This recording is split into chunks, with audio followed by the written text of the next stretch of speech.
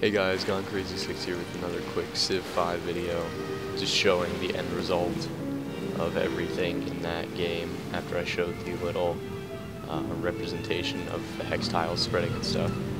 So this was my capital. This is Rome right here. Started with Rome, then went to Anedum, and then continued on to the rest of Africa. So as you can see, that went extremely well, and then once I founded I think it was Neapolis right there, the Icarus started to be a problem. The Icarus's original capital was around here somewhere.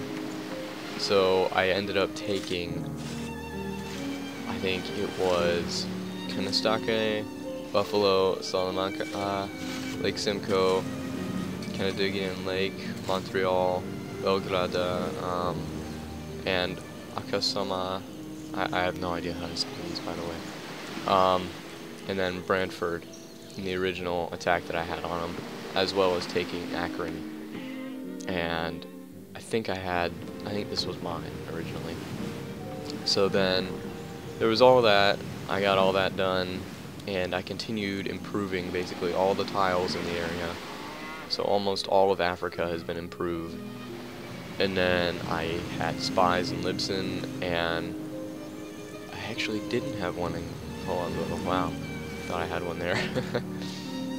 But then I ended up taking everything, and he was so backwards compared to me. I had to rebuild his entire infrastructure once taking out that. And after I wiped out basically everything down here, he surrendered, gave me the last city, I think, down here, and these two up here to try to go for peace, which he was doing pretty good for a while in the war that we had going on when I was around Civil War Tech, and that was about right here.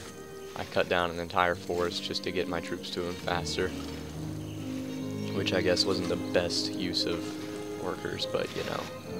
So after all that happened, I believe I just kept growing everything. I wasn't focusing on military at that point in time, but then I started to build up my navy a little bit. This is almost entirely new right here.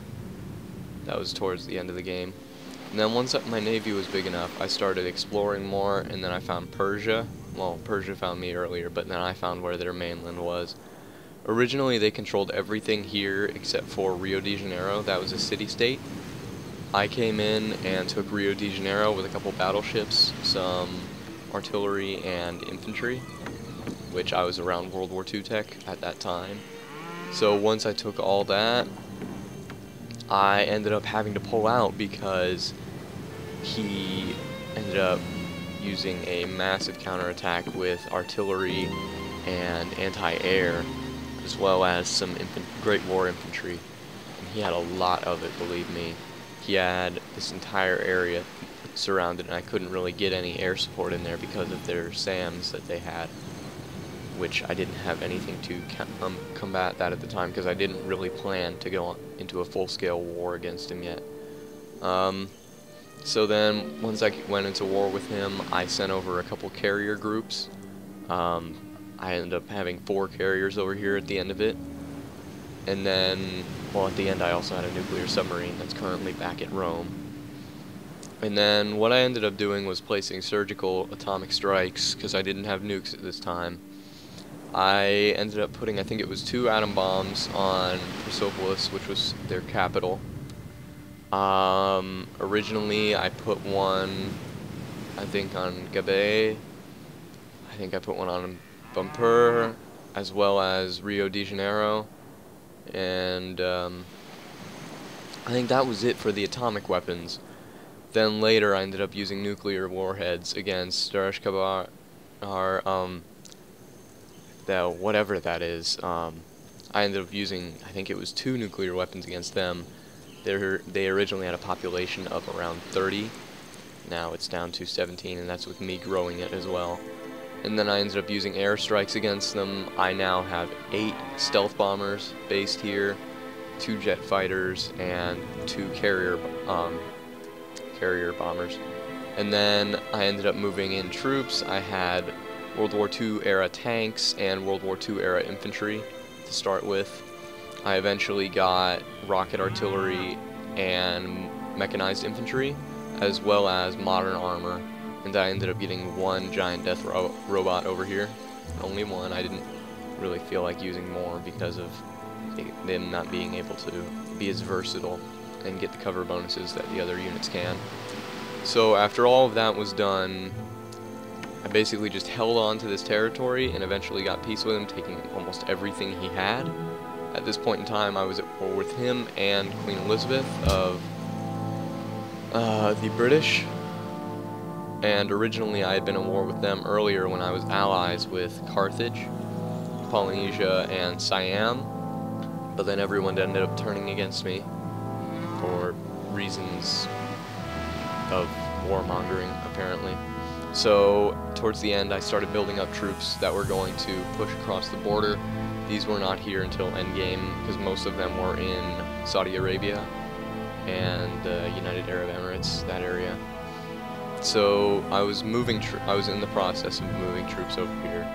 I ended up going through the entire game without making contact with the Celts or the United States. So the United States of America and the Celts, I did not see the entire game, which is rather crazy. But everyone else, everyone else I was fighting with for most of the game. There was no conflict between myself and most of these countries, even though they did denounce me multiple times. The only theaters in which my unit saw war was North Africa. There was the North African theater, the area around here which had the Indian front, which had very little there. It was like musketmen originally, musketmen and lancers or something like that. Those were the only troops I had in the India area. And then the last front that I had troops on was, at least troops on the ground, was South America. In the eastern side of South America, I never sent troops to the west. But overall, the naval combat that happened, the area that I took the most losses was around Persepolis and Darish Kabir, I think. Darish Kabir? Something like that. But they had a couple destroyers down here. I lost those. They had some stuff up here. May have lost one or two units. And then I think, yeah, I think I may have lost a sub up here to cities firing on it. I think that was the only naval casualties that I had for the most part. But by the end of the game, I had firm control over Cornelis, Makinia, Lucia, Regula, or no, wait, no, that's the spy's names. Never mind! Almaty, Cape Town, Lisbon, Mombasa, and Anedum. Oh wait, Anedum is my city. But you get what I'm trying to say. I had control over 5 or 6 city-states. All of them were completely loyal to me, I believe. And then my advisors, these two didn't have anything to say. These two were full of crap that I didn't need. Which, it was unfortunate because they sort of started being useless at the end. Not that I used them most of the time, but I ended up getting all of the technology and ended up winning a technological victory by building the spaceship in Rome. I was originally going to go for domination, but I decided not to because people were just starting to catch up to me.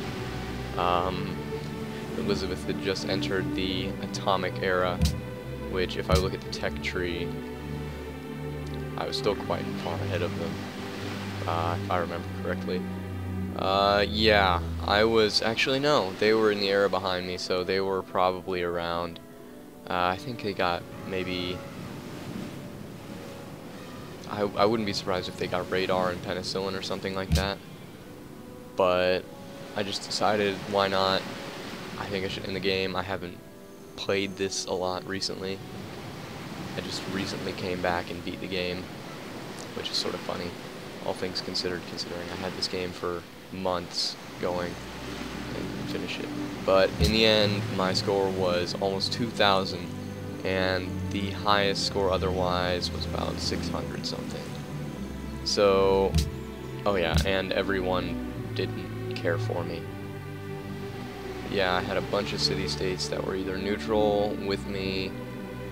I guess I had 2 against me, but that was only because of rival coups that were being placed in the city by enemy agents.